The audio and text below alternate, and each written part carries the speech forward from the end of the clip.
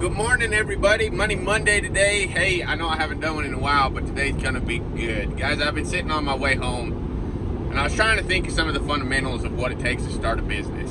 And I tell you, it's a struggle fest. I'm just gonna tell you right now, when you jump off the cliff, there was a good analogy one time that said, starting a business is like jumping out of an airplane and then learning how to build the airplane before you hit the ground. Okay, pretty good analogy, but I'm going to give you a little bit of some ideas, some tips, some personal experience on my end of it. I've tried to start a few different businesses.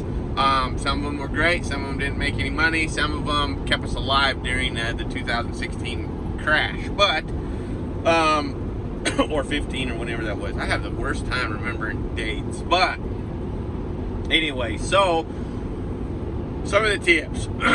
First, guys, when you start a business, get it in an LLC, or better yet, go talk to your accountant. Okay, there's different kinds of LLCs. There's S corps. There's all sorts of different things you can do in how to structure the business. An LLC is a limited liability company.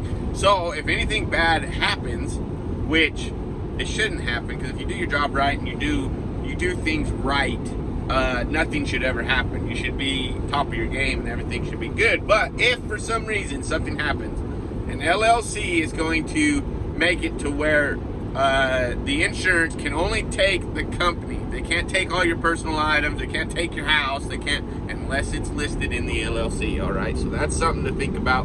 Go talk to an accountant. The other thing about how you structure it is for your taxes as well. So your accountant is going to be your number one best friend on this deal. Get everything registered with the state that you're in. Some states are better than other states.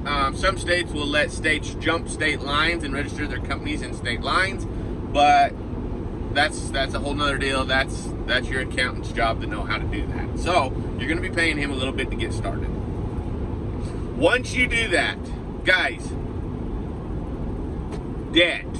Okay, debt is huge. Debt is, when you start a company, you are literally cutting your paycheck off, unless you can work nights and things like that, which is what we're kind of doing. And I've lucked out because I have Jed, who can weld every bit as good as I can. He's a good welder. He's a good fabricator. He knows how to build things. He's super handy. He's personable.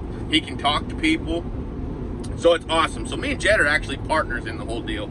And the way we work it out is basically he gets 3/4 of the check, all right? He's the one doing the entire deal. He's the one taking care of everything. I make a little bit of money if I find the job, okay? If I find the job and I'm the one that presents the job, Jed takes all the money except for just a small amount of it, which is kind of like a finder's fee, all right? It keeps me going, basically.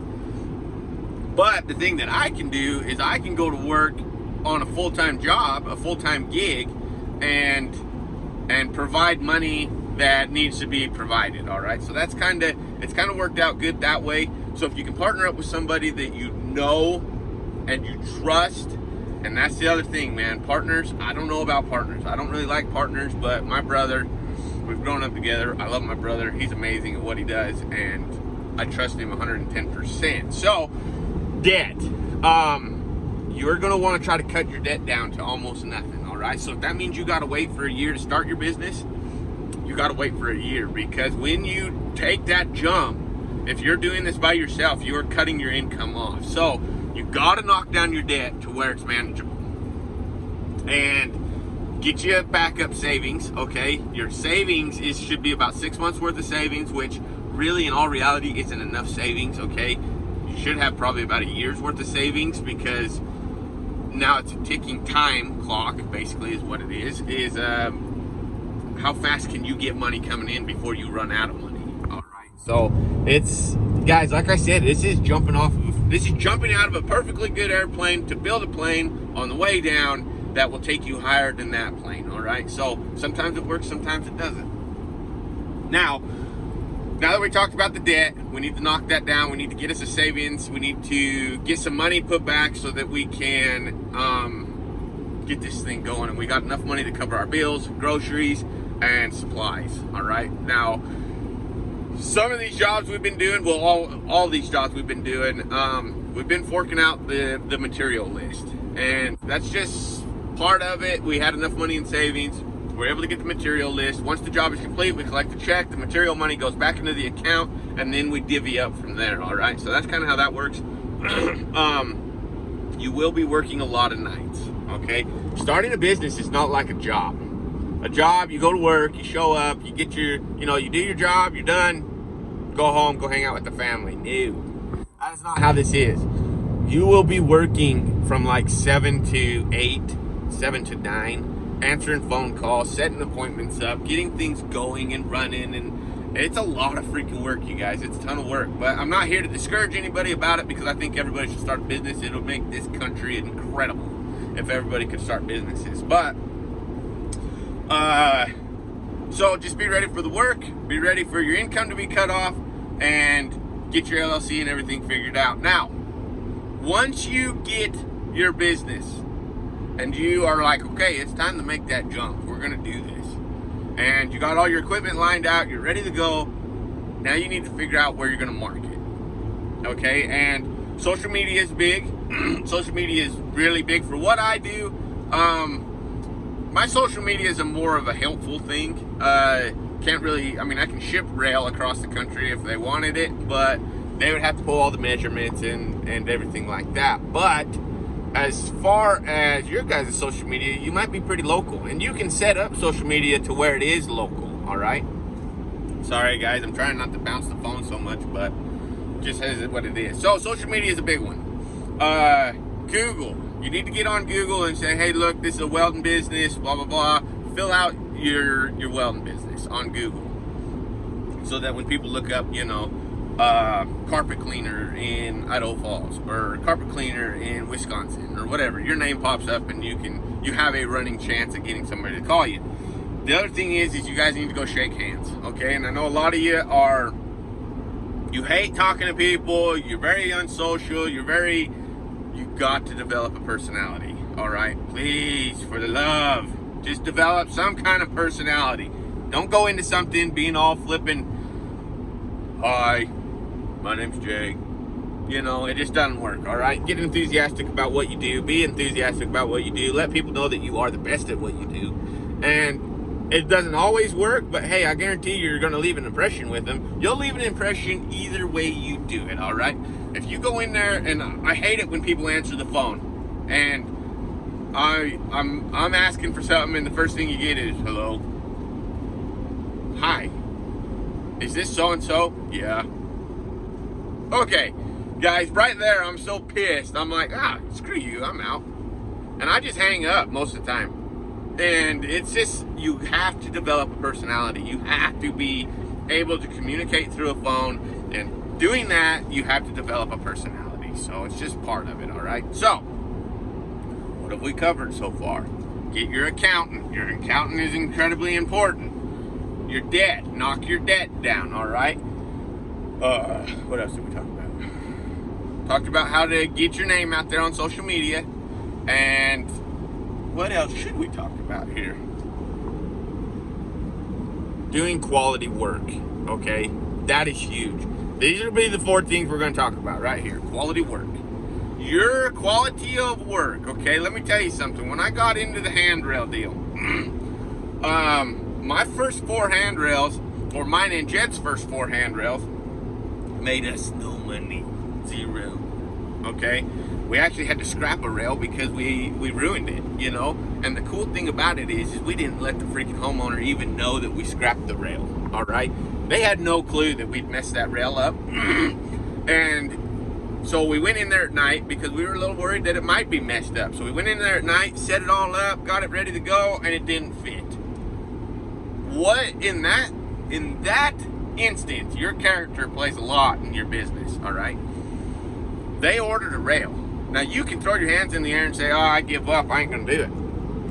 Well, we took the money, and we said, all right, look, we got enough money, we can build another one, but we're not gonna make any money on it, all right? So, that's what we did. We took the money, we went and bought all the material again, we took better measurements, and we built the rail again. That's just how it is.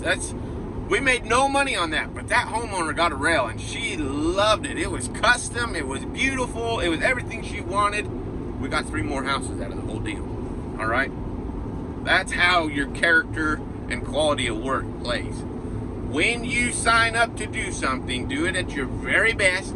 Make it your very best. Each rail is your very best. The next one's going to be a better rail, you know. As you learn and progress through stuff like this, no matter what you do, you get into the mechanical side of it, or not the mechanical, the car mechanic, okay? Make sure that car is fixed.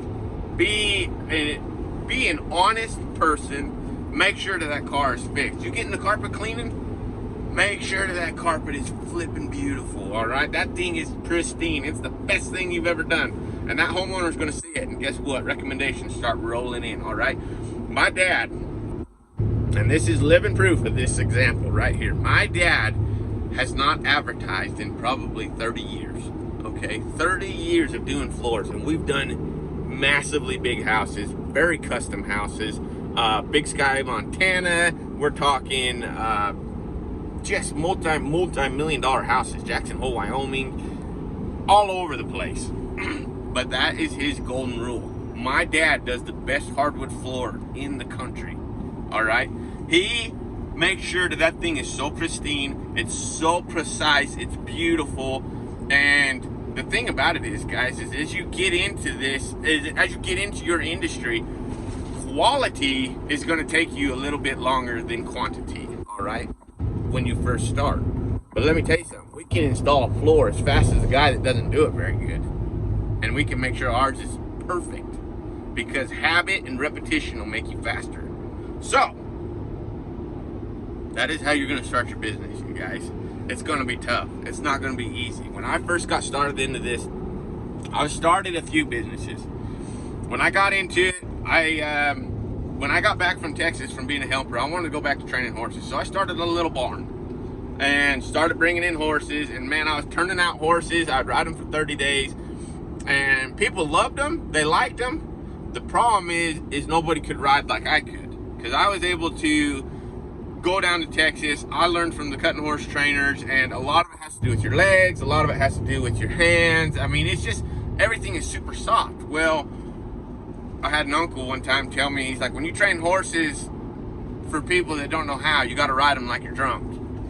And I was like, no, why would you do that? Well, it makes sense, because most people can't ride like that. And so I couldn't push the business forward because people can't. That's the best way I can explain it, is the horses were responding to me, but they were not responding to the people that sent it to me, if that makes sense. So I quit the business. I sent all the horses back and gave them back. Well, then I got into the welding deal, started my welding company, and started chasing the pipelines and things like that, and just tried to do my very best on that deal as much as I could. I learned from everybody I could, and I just tried to do my very best. Moving down the road, we were in North Dakota right when 2015, 2016 hit, which was the first oil crash that I'd been through. And we started a carpet cleaning business. Guys, that thing saved our butt, all right? We were able to charge enough money to stay alive. It kept me alive. It kept Liza alive. It kept my brothers alive. We were able to just clean enough carpets to keep everything going. Well, I wound up selling the business to my little brother when the oil field picked back up. And then he wound up selling it to one of his buddies. But they made money on the whole deal. Moving on, we went to contractors and we started freaking getting the contractor wages and things like that. But anyways, guys, this is all just a progression. You're gonna start businesses, they're gonna fail. You're gonna start businesses, they're gonna fail. It's all part of the fun, all right? Nothing will make you feel better than when you got some money that came in and it was how would you say it? It's not a salary. It's not a paycheck. It was something that you went out, you created this little business, and you got paid to do it. My hell. You want to talk about getting jazzed up and like freaking excited about it and just keep pumping and driving? Start a business, all right? Nothing feels better than that. So, anyways, you guys, that's my 2 cents on starting a business, and hopefully it helps a bunch of you guys out. I'm sure I'll think of more tips down the road. But anyways, you guys, that's Money Monday for today. Be blessed. We love you all. Stay safe. And we only hope the best for you guys. guys. All right. So have a great rest of your day. We'll talk to you here in a bit.